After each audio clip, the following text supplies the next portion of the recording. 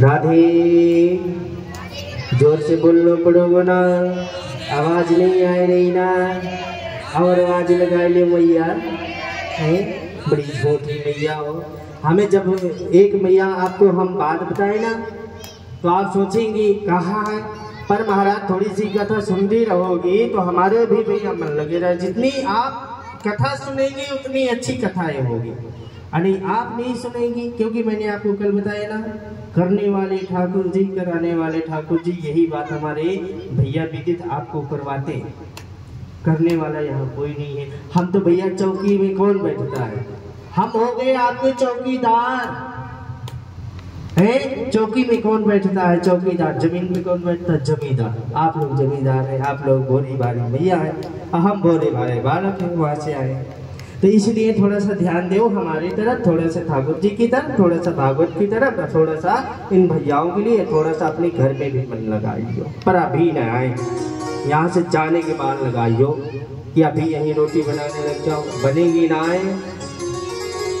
अब महाराज जो है, जैसे उन्होंने दरवाजा भर करके आज जंगल में, आज व्यास जी ने जब भागवत की रचना कर ली, बोले भैया इस भागवत को किसे दिया जाए। आज आकाशवाणी हुई तुम्हारा पुत्र है सुखदेव, तो आज सुखदेव जी को ये ऐसे नहीं प्राप्त हुई, आचार परंपरा से प्राप्त हुई है, हमें भी ऐसे नहीं प्राप्त हुई। जब हमने संतों के चरणों में रह करके सीखी और महाराज जो है गुरुजनों से कुछ इसका रसस्वादन किया और वृंदावन में वहीं हम रम गए, इसी के रंग में रंग गए।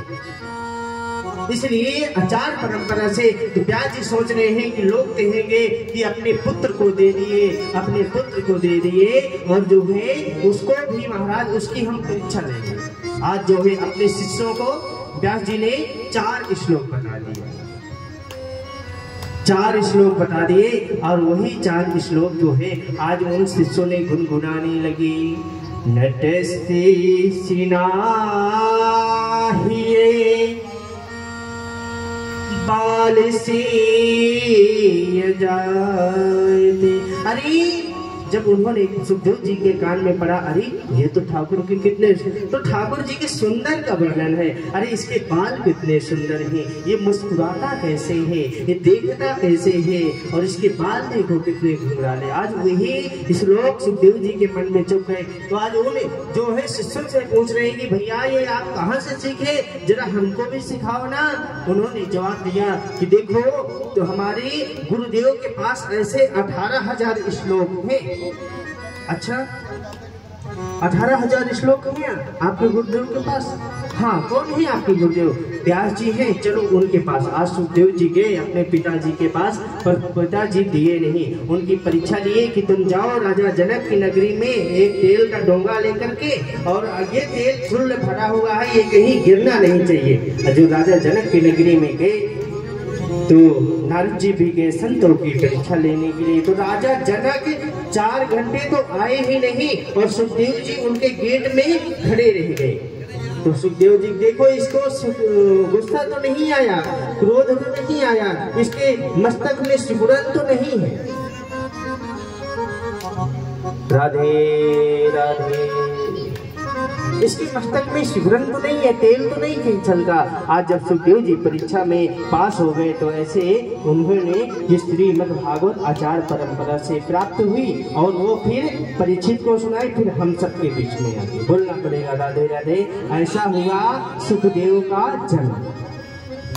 अब हम आपको एक बात बताएं, नारी शक्ति कहते नहीं महाराज कि नारी चाहे तो भैया कुछ भी कर सकती। यत्र असंते पूजते रमते तत्र देवता। ये लक्ष्मी बताई, शाम सुबह झाड़ू नहीं लगाओ, 10 बजे तक सोती रहेंगी भैया, 5 यज्ञ नहीं करेंगी तो कैसे बात बनेगी? लक्ष्मी आओगी कि नहीं आएगी? अब महाराज जो है, जैसे कि उन्होंने बताया कि लक्ष्मी है, और जैसे हमारी बहन का नाम लक्ष्मी है, इनकी कथाएं होती रहती हैं। हमें टाइम रहता है तो हम आ जाते हैं श्री धाम वृंदावन से। तो ये इनका नाम भी लक्ष्मी है और इनके कार्य भी लक्ष्मी है। अब जो है महाराज जो है इनके कथाएं में ये चढ़ करके बढ़ चढ़ के भाग लेने वाली ऐसी करुणा में बहन है, जो आप सबन की आज इसी के जो है लेकर के वहाँ हमको आई, भैया को आई, म्यूजिक वाले को आई, और ठाकुर जी को भी लाई। तो इस बहन का बहुत अच्छे भाव है, बहुत अच्छे जो है इनके विचार है, इनका संकल्प यही है कथा करना और ठाकुर जी के मस्ती में मस्त रहना, निमग्न रहना। जैसा यथा नाम तथा गुणा, जैसा नाम है वैसे इनके कार्य है। तो जो आप और हम का मिलने का सौभाग्य प्राप्त हो रहा है तो इन्हीं की द्वारा प्राप्त हो रहा है। अब बहन मेहनत भी बहुत करती है, तो आप इनके लिए तालियों से थोड़ा स्वागत करें। और इनके साथ में हमारे भाई साहब हैं, उनका भी वो बेचारे टेंट की व्यवस्था दौड़ धूप के अपने धूप दोपहर में व्यवस्था करते हैं, उनके लिए भी तहे दिल से स्वागत करें। और देखिए इनको आप बुलाते रहिए, हर साल ये कथा करवाते रहे, ठीक है ना। तो जब ये बहन कर सकती है तो आप लोग नहीं कर सकते? आप लोग भी तो स्त्री हैं क्या है? तो फिर स्त्री का होता है, कहते महाराज पत्नी को जो पतन की ओर ना ले जा करके जो राम से जोड़ दे उसे कहते हैं पत्नी। अधर्म पत्नी को जो अधर्म के रास्ते पे मोड़ करके और धर्म के रास्ते पे ले जाए उसे कहते हैं धर्म पत्नी। और महाराज वाइफ किसे कहते हैं? वाईफाई। वाइफ माने तो वाईफाई, वो वायु की तरह उड़ती रहती है। राधे राधे।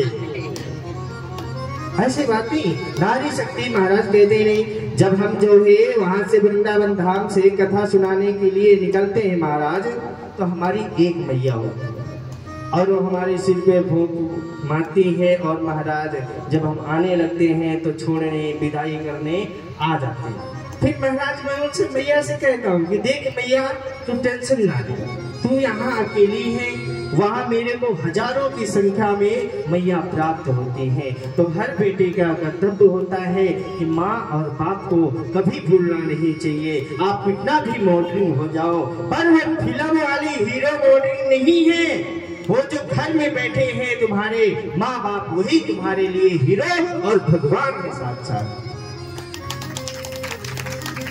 और प्यारे जो आप कह रहे हैं कि फैशन के जमाने में आप अपने माँ बाप को छोड़ करके तीर्थ व्रत कर रहे हो, तो वो तीर्थ आपकी काम नहीं आने वाली, क्योंकि घर में प्यासे माँ बाप बैठे हैं, आप उनको भोजन नहीं कराते। मैं तो अपने आप को बड़ा सौभाग्यशाली समझता हूँ कि एक मैया वहाँ रहती है और यहाँ मेरे को हजारों मैया मिलती है। कोई मैया कुछ कह रही है, कोई हम मैयाओं से बोलता भी रहता हूँ कि भैया मेरी बातन में बुरा मत मानियो और मैं आपका बालक हूँ। तो मैं अपनी माता जी से भी यही कहता हूँ कि देखिए मैया मैं 7 दिन के बाद तो आ ही जाऊंगा, पर तू रोवे मत, वहाँ मेरे को 1000 मैया मिलती हैं। तो मैया मेरी कहती है क्यों हमको वहाँ भूल जाते हैं क्या?